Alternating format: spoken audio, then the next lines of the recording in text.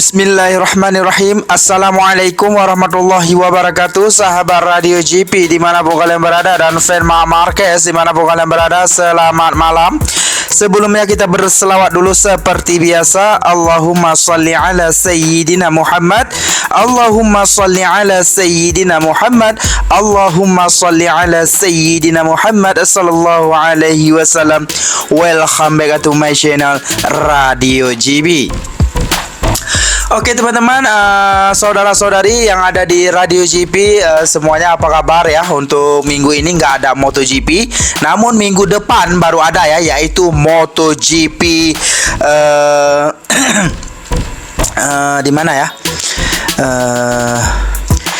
Yaitu MotoGP Austrian GP pada tanggal 16 Agustus hingga 18 Agustus, yaitu bertepatan minggu depan ya. Oke, untuk sebelumnya kita sudah menyaksikan MotoGP British atau MotoGP Inggris di sirkuit Silverstone kemarin, yang mana sprint race dan race-nya dikuasai oleh Enea Bastianini ya, yang menjuarai sirkuit Silverstone tersebut. Dan keduanya ada si Jorge Martin, ketiga ada Francesco Bagnaia di saat race, dan di saat sprint race ada si Alex Espargaro nomor 3 ya. Karena di saat sprint Francesco Bagnaia dan Marc Marquez makan pasir ya teman-teman ya. Jadi untuk di saat race kemarin Francesco Bagnaia bisa bertahan di posisi ketiga dan Marc Marquez bisa melawan di posisi keempat ya. Namun di sini ternyata di saat MotoGP Inggris kemarin yang dimenangkan oleh si Enea Bastianini ini, dia merasa dirinya sangat kuat sekali. Karena kenapa? Sprint race dia menang, race dia menang. Jadi di situ dia timbul pemikiran yang sombong atau gimana gitu, mulai mengatakan yang mana dia masih heran kenapa Ducati memilih Marc Marquez dan rela membuang talenta yang sangat luar biasa sekali seperti dirinya dan Jorge Martin. Dia mengakui di situ yang dia itu sangat hebat sekali. Kalau dari kacamata kita lihat, kalau Enea Bastianini hebat, enggak mungkin Ducati memilih Marc Marquez. Di situ aja kita bisa pikir. Dan di sini lagi Enea Bastianini mengatakan dia heran dengan Ducati, kenapa Ducati memilih Marc Marquez gitu. Rela membuang talenta yang super hebat seperti Enea Bastianini dan Jorge Martin, kata Enea. Ya, nanti di sini ada dijawab oleh si Gigi Dalina ya, kenapa dia memilih si Marc Marquez ya. Marc Marquez saja di sini aja nggak ada ngomong apa-apa. Kalau si Enea Bastianini bisa bercermin sedikit atau merendah sedikit, dia pasti akan berpikir, wajar Marc Marquez di P4 aja itu sangat luar biasa sekali. Karena kenapa? Karena motor GP23 dan 24 itu beda 5 detik. Bahkan Marc Marquez sendiri mengakui yang mana motor GP23 tertinggal 5 detik dari 24. Berarti di sini Marc Marquez sudah mengakui berarti dia sudah berusaha segila mungkin dengan GP23, yang mana dari tidak nampak sekarang sudah nampak dan maintain. Di situ Marc Marquez sudah memulai membicarakan atau mulai memberi pernyataan yang bahwa Marc Marquez mengakui GP23 dan 24 itu beda selisih 5 detik. Itu sudah confirm. Kenapa? Dari beberapa seri kemarin, MotoGP Inggris dan beberapa seri kemarin di saat di paruh musim pertama.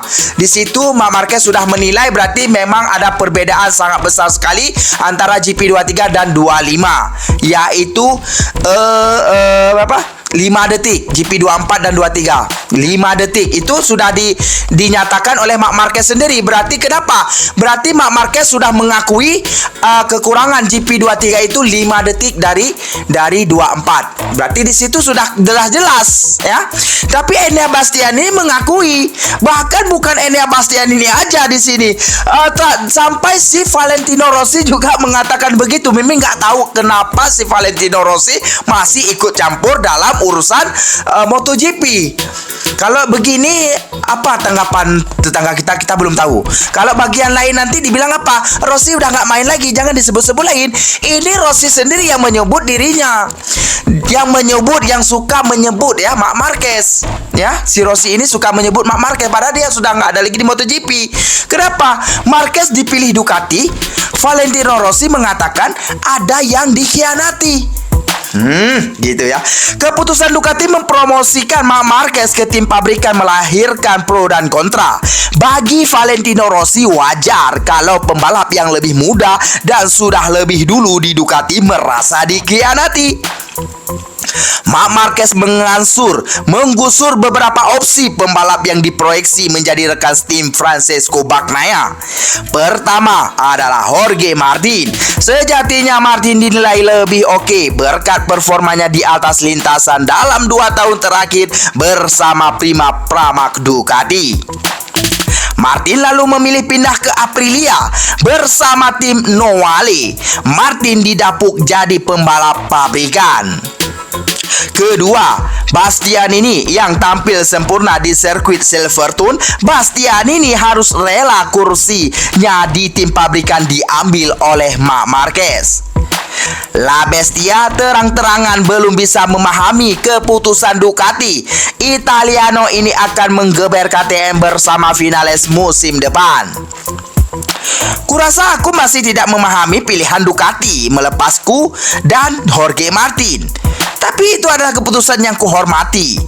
Kurasa KTM akan menjadi sebuah tunggangan yang bagus untukku. Tapi aku tidak bisa ngomong lebih banyak lagi sebelum menjajal motornya, ujar Bastianini. Valentino Rossi juga menilai keputusan Ducati di luar prediksi. Dia malah beranggapan seharusnya Martin yang ditempatkan sebagai tandem Francesco Bagnaia. Sejujurnya saya tidak mengerti apa yang terjadi. Segalanya sepertinya sudah dilakukan untuk Martin di tim pabrikan. Bagaimanapun Bagnaia siap. Dia adalah juara dunia 2 kali dan berjuang untuk yang ketiga, kata Valentino Rossi. Dikutip dari Tutto Motorweb. Namun tidak dimungkiri, nama besar Marquez bukan hanya sekedar performa di atas lintasan, tetapi juga memberi dampak terhadap bisnis.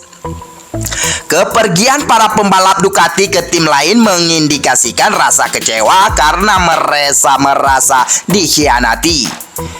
Saya pikir wajar jika Martin, Bezzecchi, dan Bastianini merasa dikhianati setelah bertahun-tahun setia pada merek tersebut. Tidak seorang pun di pedok percaya dengan negosiasi Marquez Ducati, jelas Rossi. General Manager Ducati Corse, Gigi Dall'Igna menegaskan bahwa Ducati telah membuat keputusan yang sangat sulit saat memilih mempromosikan Marquez ke pabrikan.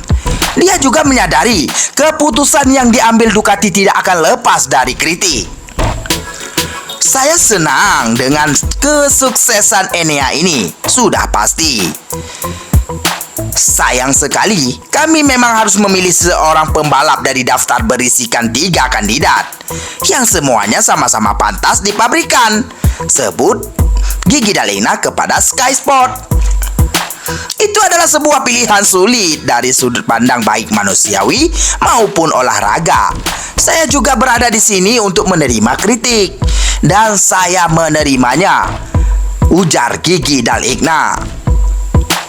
Jadi di sini yang pertama kita lihat sini adalah Valentino Rossi ya, sebagai api batu ya di sini ya. Api kompor ya di sini.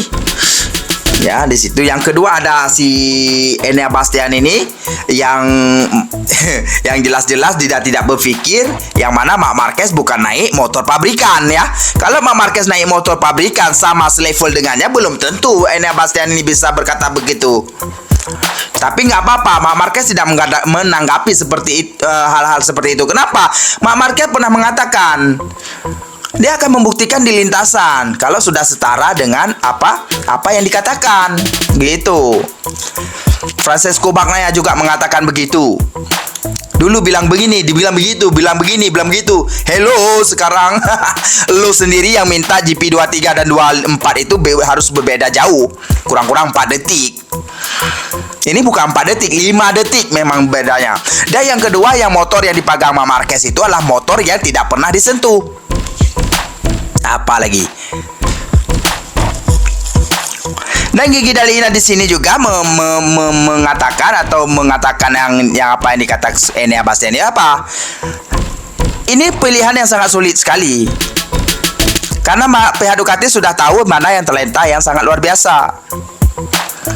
Dan Gigi Dalina di sini siap menerima kritikan.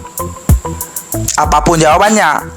Ini mimin takutkan nanti palak-palak si Gigi Dalina ini diberi nanti barang-barang bagus untuk Marc Marquez nanti ini di sisa-sisa seri ini, baru tahu nanti, baru semua terdiam.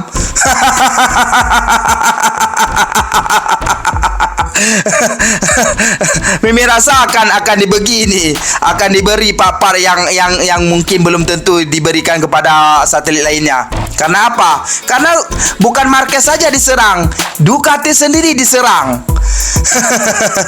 Disabotas nanti lo baru tahu lo. Oke teman-teman, itu saja untuk informasi. Kita tunggu aja minggu depan, yaitu di Setria ya.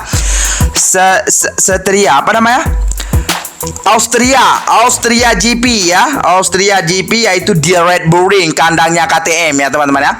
Oke, sampai jumpa di video selanjutnya. Jangan lupa berselawat seperti biasa. Allahumma sholli ala Sayyidina Muhammad. Allahumma sholli ala Sayyidina Muhammad. Allahumma sholli ala Sayyidina Muhammad sallallahu alaihi wasallam. Wassalamualaikum warahmatullahi wabarakatuh. Bye bye.